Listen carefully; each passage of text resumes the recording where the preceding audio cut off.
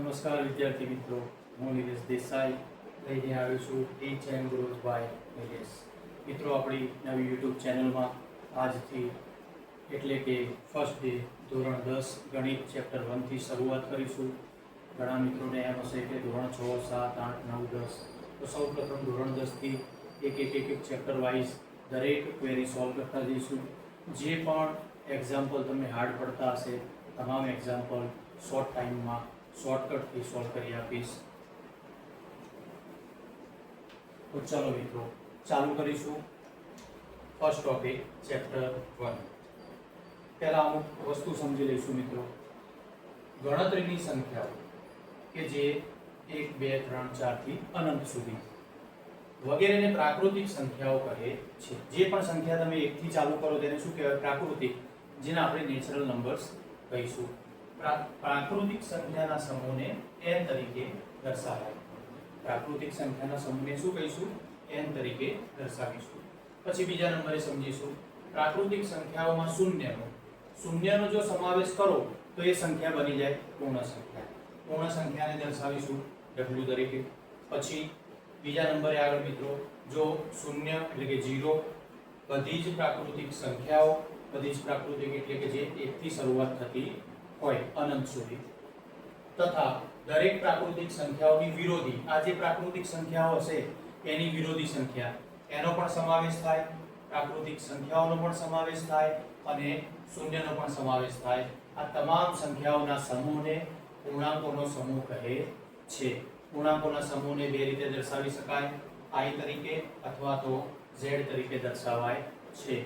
પછી મિત્રો, શૂન્ય એ આપણે એવો સવાલ થાય કે શૂન્ય શું ગણાય? તો શૂન્ય એ ધન પૂર્ણાંક પણ નથી તેમજ ઋણ પૂર્ણાંક પણ નથી. પછી આગળ વધીશું મિત્રો. જે પ્રાકૃતિક સંખ્યા એટલે કે જે પ્રાકૃતિક સંખ્યાને 1 થી ચાલુ થતી હોય તે 2 વડે નિશેષ ભાગી શકાય. જે પ્રાકૃતિક સંખ્યાને 2 વડે નિશેષ ભાગી શકાય તેને યુગ્મ સંખ્યા કહે છે. યુગ્મ સંખ્યાને આપણે e તરીકે દર્શાવીશું. એવી જ રીતે જે પણ પ્રાકૃતિક સંખ્યાને 2 વડે નિશેષ ન ભાગી શકાય, જે પ્રાકૃતિક સંખ્યાને 2 વડે નિશેષ ન ભાગી શકાય તેને શું કહીશું? તો તેને અયુગ્મ સંખ્યા એટલે કે o કહે છે. હવે મિત્રો, આ જે પણ સંખ્યા આપણે જોઈ એ તમામ સંખ્યા ઉદાહરણ તરીકે લખી તમને બતાવીશ હું, જેથી કરીને ખ્યાલ આવી જાય કે પ્રાકૃતિક સંખ્યા કેવી રીતે લખાય અને કોને કહેવાય, પૂર્ણ સંખ્યા કોને કહેવાય અને પૂર્ણાંક સંખ્યાઓનો સમૂહ કોને કહેવાય, યુગ્મ અયુગ્મ કોને કહીશું. તમામ વસ્તુ સ્ટેપ બાય સ્ટેપ આપણે જોઈશું મિત્રો.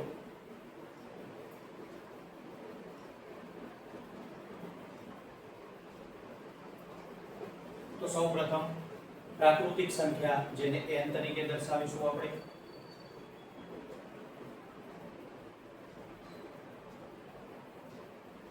જે 1 થી શરૂ થાય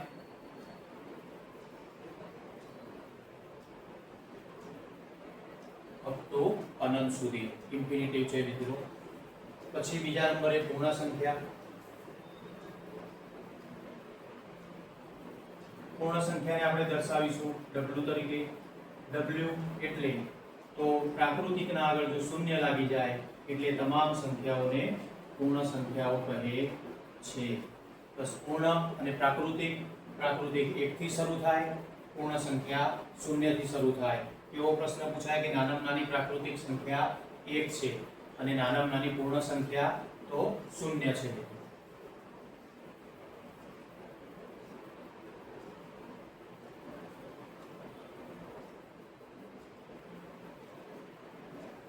પૂર્ણાંક સંખ્યાઓ જે આપણે i અથવા z તરીકે દર્શાવીએ છીએ.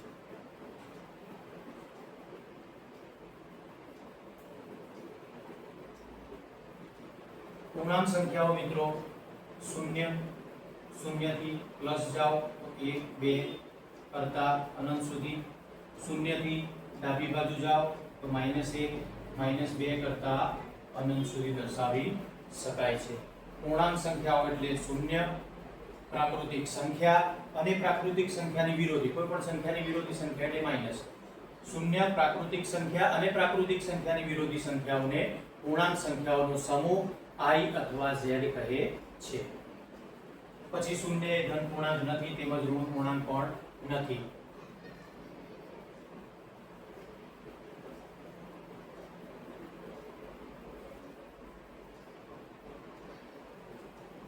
હવે જોઈશું મિત્રો યુગ્મ સંખ્યા. આપણે જોઈ હતી જે સંખ્યાને 2 વડે ભાગી શકાય તેને યુગ્મ કહે છે. યુગ્મ સંખ્યાને દર્શાવીશું e વડે.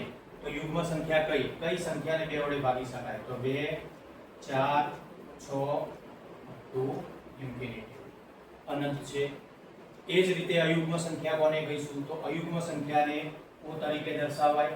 તો જે સંખ્યા 2 વડે ભાગી ન શકાય એ સંખ્યાઓને અયુગ્મ સંખ્યા કહીશું. બરાબર છે મિત્રો? વિડિયો આગળ ચાલુ રહેશે.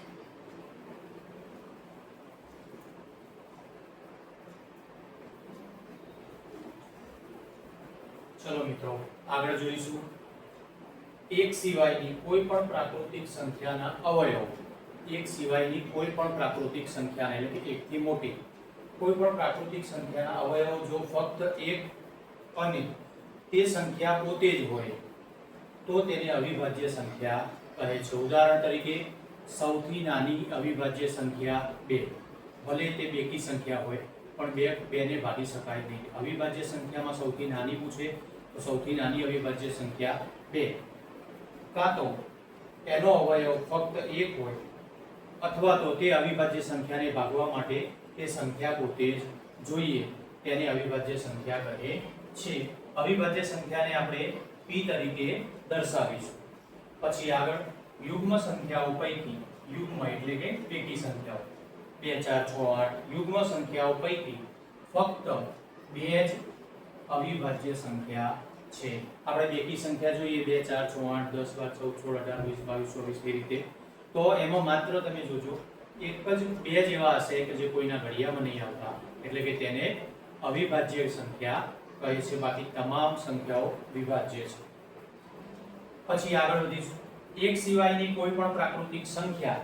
એક સિવાયની જો કોઈ પણ પ્રાકૃતિક સંખ્યા અવિભાજ્ય ના હોય એવી હોય અવિભાજ્ય ના હોય તો તેને વિભાજ્ય સંખ્યા કહે છે. એટલે કે વિભાજ્ય સંખ્યા c તરીકે દર્શાવવામાં આવે છે. અને જે સંખ્યા અંશમાં p છેદમાં q p ભાગ્યા q તરીકે દર્શાવી શકાય તે સંખ્યાને સમમેય સંખ્યા તરીકે ઓળખવામાં આવે છે. સમમેય સંખ્યાને આપણે કેપિટલ Q તરીકે દર્શાવીશું. p છેદમાં q માં જોઈએ તો p તથા q બંને પૂર્ણાંકો છે જ્યાં q is not equal to 0. q કોઈ દિવસ 0 થાય નહીં.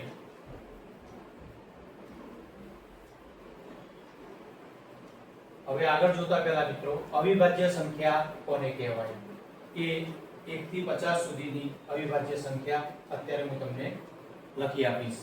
1 થી 50 સુધી.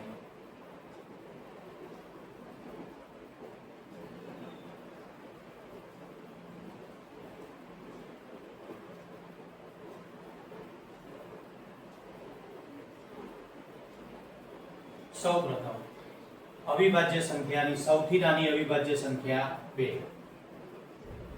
2 પછી 3, 3 પછી 5, 5 પછી 7, 7 પછી 11, 11 પછી 13, 13 પછી 17, 17 પછી 19, 19 પછી 23, 23 પછી 29, 29 પછી 31, 31 પછી 37, 37 પછી 41, 41 પછી 43, 43 પછી 47.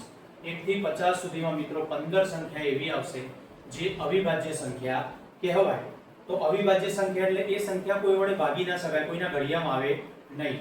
માત્ર ને માત્ર એનો અવયવ શું પડે તો તે સંખ્યાને તે સંખ્યા વડે જ ભાગવી પડે એટલે એ સંખ્યાને કહેવાય અવિભાજ્ય સંખ્યા. 1 2 3 4 5 6 7 8 9 10 11 12 13 14 15. તો મિત્રો 15 સંખ્યા અવિભાજ્ય સંખ્યા જે આવી ગઈ. નોટ ડાઉન કરી લેજો, યાદ કરી લેજો. 1 થી 50 સુધીની અવિભાજ્ય સંખ્યા જ્યારે ગણિતના અંદર કોઈ પણ એક્ઝામ્પલ સોલ્વ કરતા હોઈએ તો જ્યારે છેદ ઉડાડવાની વાત આવશે અંશ અને છેદમાં, ત્યારે જો આપણે આમાંથી કોઈ સંખ્યાને જાણતા હશું તો ખોટી મહેનત નહીં કરીએ, સમય બરબાદ નહીં કરીએ અને આનો કોઈ વિભાજ્ય થવાનું નથી. એટલે અવિભાજ્ય સંખ્યા ગણીશું જો ખ્યાલ હશે તો આપણો સમય બચશે અને એક્ઝામમાં બીજા જે હાર્ડ એક્ઝામ્પલ હશે એને આપણે સમય આપી શકીશું. આજથી વિડીયો શરૂ થઈ ગયા છે, ડેલી વિડીયો આવતા રહેશે, અલગ અલગ સબ્જેક્ટના આવતા રહેશે. મિત્રો લાઈક, શેર, સબસ્ક્રાઇબ કરતા રહેજો. અત્યારે આટલું જ, મળીએ છીએ બીજા વિડીયોમાં. ટીચ એન્ડ ગ્રોથ બાય નિલેશ. જોતા રહો.